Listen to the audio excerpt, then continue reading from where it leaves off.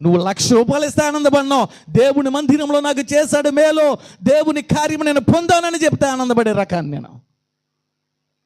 బిడా, అందుకనే దాని కొరకే ముందుకు వెళ్తున్నాను తప్ప మీరు ఏ సమయానికి వస్తే నాకేంటని అనుకుని వదిలేస్తే, మీరు ఎలా పోతే నాకేంటని వదిలేస్తే బోల్డ్ సంపాదించుకోవచ్చు.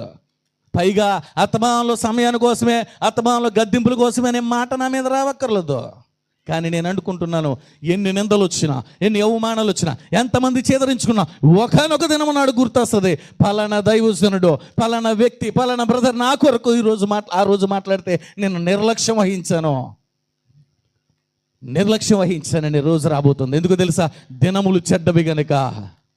దినములు చెడ్డవి గనుక రాబోతున్న రోజులో పడుతున్న స్నేహాలు, జారుతున్న స్నేహాలు, లేదా వెళ్తున్న ఆ యొక్క ప్రదేశాలు, చూస్తున్న దృశ్యాలు, మాట్లాడుతున్న మాటలు ప్రతివి కూడా చెడ్డవే.